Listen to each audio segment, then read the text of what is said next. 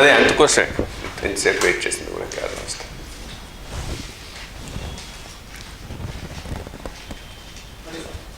అందరికీ నమస్కారం. ఈ నెల 30వ తారీఖు సాయంత్రం 6 గంటలకు హైదరాబాద్లో రెడ్ హిల్స్ ఫ్యాప్సీ బిల్డింగ్లో సురణ ఆడిటోరియంలో నవ్యాంధ్రతో నా నడక అనే నా పుస్తకాన్ని ఆంగ్లంలో నవ్యాంధ్ర మై జర్నీ, అదే రకంగా గత సంవత్సరం నుంచి హన్స్ ఇండియాలో నేను రాస్తూ ఉన్న ఆర్టికల్స్ను కంపైల్ చేసిన పుస్తకం దిస్ దట్ అండ్ ఎవ్రీథింగ్, వీటిని హైదరాబాద్లో ఆవిష్కరించడం జరుగుతుంది. ఈ కార్యక్రమానికి ముఖ్య అతిథిగా మాజీ తమిళనాడు గవర్నర్, ఆంధ్రప్రదేశ్ ముఖ్యమంత్రి శ్రీ కొణిజేటి రోసయ్య గారు వస్తూ ఉన్నారు. సభకు అధ్యక్షత రచయిత, జర్నలిస్ట్, ఎడిటర్ ఎంవిఆర్ శాస్త్రి గారు సభకు అధ్యక్షత వహిస్తారు. పుస్తక పరిచయం Bharat today chief editor Valliswar గారు చేయటం జరుగుతుంది. ఈ కార్యక్రమంలో ఇతర ముఖ్య అతిథులుగా భారతదేశపు మాజీ సెక్రటరీ గవర్నమెంట్ ఆఫ్ ఇండియాలో పిసి పరక్ గారు, ఇండియన్ పోలీస్ సర్వీస్ మెంబర్గా రిటైర్ అయిన సి ఆంజనేయ రెడ్డి గారు, ఐఏఎస్లో రిటైర్ అయిన ఎంవిఎస్ ప్రసాద్ గారు, వీరు ముగ్గురు ముఖ్య అతిథులుగా ఈ కార్యక్రమానికి వస్తున్నారు. 30వ తారీఖు హైదరాబాద్లో. మీ తరఫున అందరినీ ఆహ్వానిస్తున్నారు ఈ ఫంక్షన్కు. అది తెలియజేయడం కోసంగా ఈ ప్రెస్ మీట్ ఈరోజు ఇక్కడ ఆర్గనైజ్ చేసుకోవడం జరిగింది. Thank you. ఇది ప్రెస్ ఇన్విటేషన్.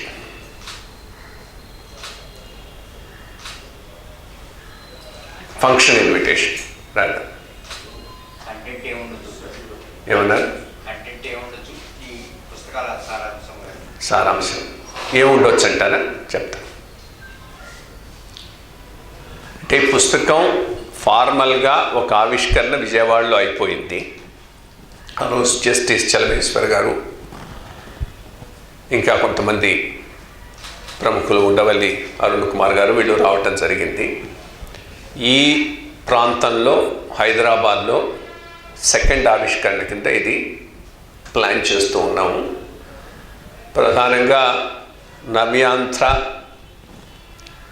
నా నడక ఆర్ నవ్యాంధ్ర మై జర్నీ అని 2 పుస్తకాల్లో నేను సిసిఎల్ఏ టైం నుంచి, బ్రాహ్మిన్ కార్పొరేషన్ నుంచి బయటకు వచ్చిన దాకా 4 ఏళ్లకు సంబంధించినటువంటి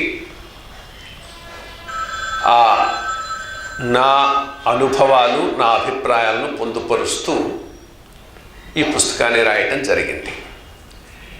ఇక రెండవది దిస్ దట్ అండ్ ఎవ్రీథింగ్ అనేటటువంటి పుస్తకం గత సంవత్సరంగా ప్రతి బుధవారం నాడు హన్స్ ఇండియాలో ఐవైఆర్ కాలం అని నా కాలం ఒకటి ఇచ్చారు వాళ్ళు. దాంట్లో చాలా అంశాల మీద నేను వ్యాసాలు రాస్తూ ఉన్నాను. అవన్నీ ఈ సంవత్సర కాలంలో ఒక 50 వ్యాసాలు అయినాయి. ఆ 50 వ్యాసాలను సంకలనం చేసి దిస్ దట్ అండ్ ఎవ్రీథింగ్ అని ఇంకో పుస్తకంగా రూపొందించడం జరిగింది. ఈ 2 పుస్తకాలను ఆ రోజు ఆవిష్కరించడం జరుగుతుంది.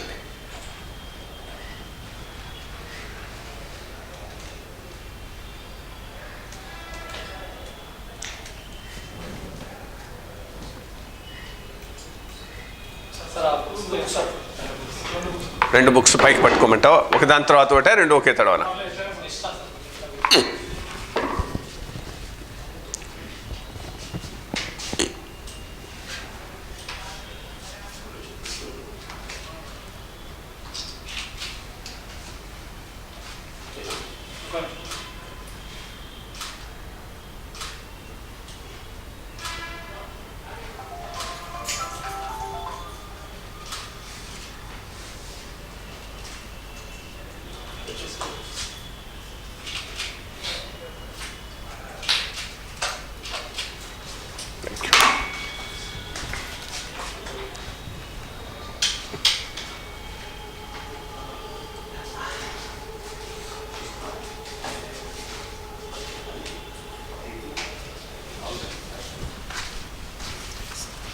పుస్తకాలు ఇవ్వాలి కదా, ఆ రోజు ఇస్తాం.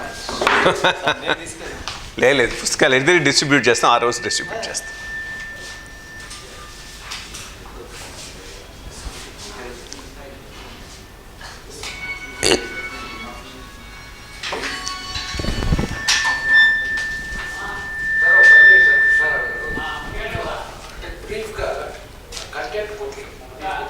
చెప్తాను.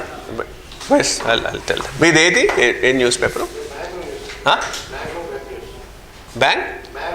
Mango web news. మాట్లాడతాను, నేను చెప్తాను.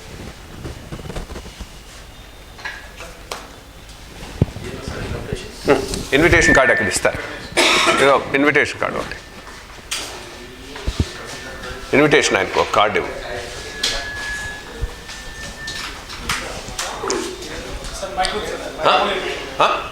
అవసరం లేదు, మామూలుగా. పుస్తకంలోని కంటెంట్స్ ఏంటి అంటే, నవ్యాంధ్రతో నా నడకలో ప్రధానంగా CCLAగా నేను పనిచేసిన ఒక సంవత్సరంలో భూమికి సంబంధించినటువంటి చాలా అంశాల గురించి కొంత నిశితంగా స్టడీ చేయటం జరిగింది, అప్లై చేయటం కూడా జరిగింది.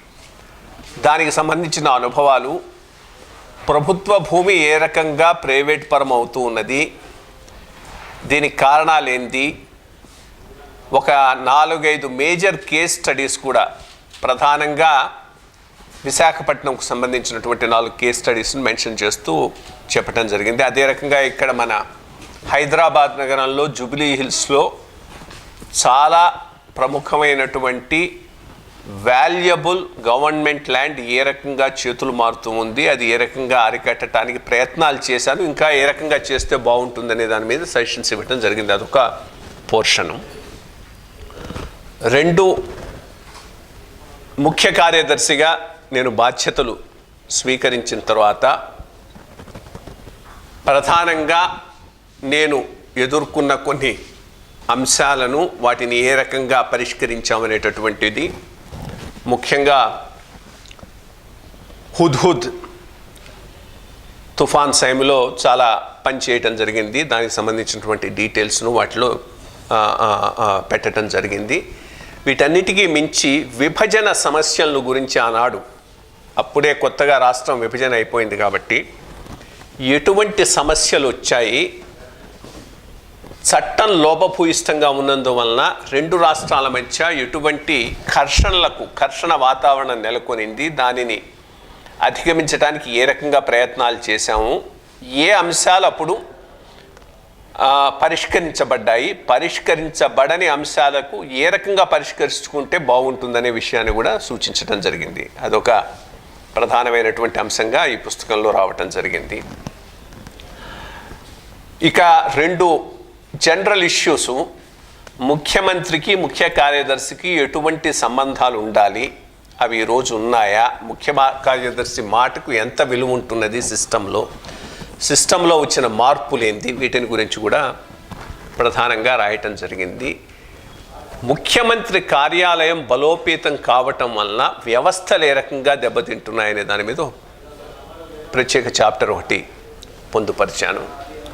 ఇక బ్రాహ్మణ కార్పొరేషన్కు నేను రావటం, దాని నుంచి బయటికి రావటం,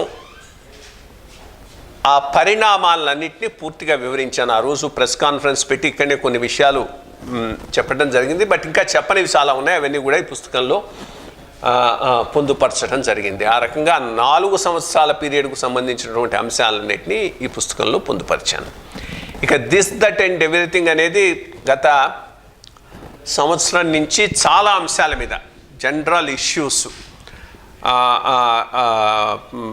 that are affecting the country and the state, దేశానికి సంబంధించిన అంశాలు, రాష్ట్రానికి సంబంధించిన అంశాల గురించి దాదాపు ఒక 50 వ్యాసాలు నేను వ్రాయటం జరిగింది.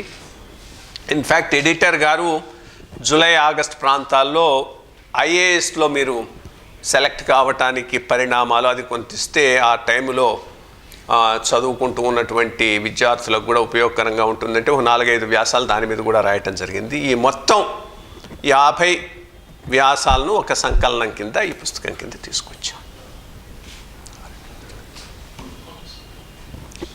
Thank you.